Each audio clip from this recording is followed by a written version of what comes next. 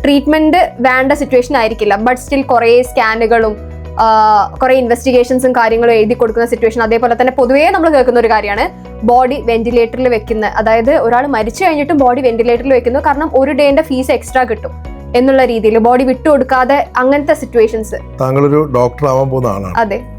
മരിച്ചു കഴിഞ്ഞ് ഒരു ബോഡി വെന്റിലേറ്റർ വെച്ചാൽ ആ മാറ്റം ഉണ്ടാവുന്നത് തിരിച്ചറിയാൻ പറ്റില്ലേ?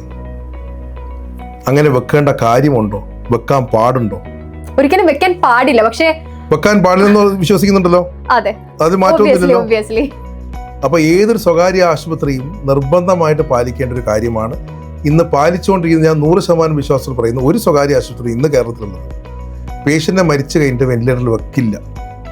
അത് വെക്കുകയാണെങ്കിൽ ഇതിനെ തിരിച്ചറിയാൻ പറ്റണം. തിരിച്ചറിയാൻ ജനങ്ങൾക്കും പറ്റും, ഡോക്ടർമാർക്കും പറ്റും.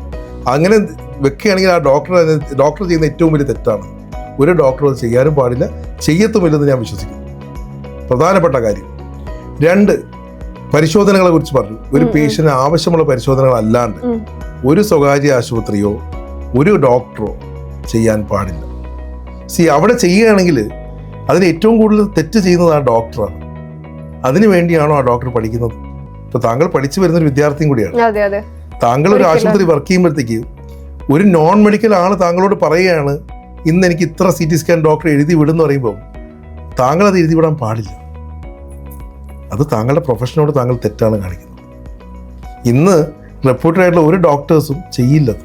ഞാൻ 100% പറയുന്നത്, കേരളത്തിലെ ഡോക്ടേഴ്സിനോട് എനിക്ക് ബഹുമാനമുണ്ട്, കേരളത്തിലെ ഹെൽത്ത് കെയർ സിസ്റ്റത്തോട് എനിക്ക് ബഹുമാനമുണ്ട്. അത് ഞാൻ എന്നെ ആശുപത്രിയുടെ ഭാഗമല്ല, ഒരു ആശുപത്രിയിലും അനാവശ്യമായ ഒരു ഇൻവെസ്റ്റിഗേഷൻ ചെയ്യുകയാണെങ്കിൽ അത് നിർത്തുക തന്നെ വേണം. ചെയ്യാൻ പാടില്ല. ചെയ്തിട്ടുണ്ടോ എന്ന് പരിശോധിക്കുന്ന സിസ്റ്റം ഇവിടെ ഉണ്ട്. അത് ഒന്നുകൂടി പുനഃപരിശോധിക്കേണ്ടത് എല്ലാ ആശുപത്രിക്കാരുടെ ആവശ്യമാണ്.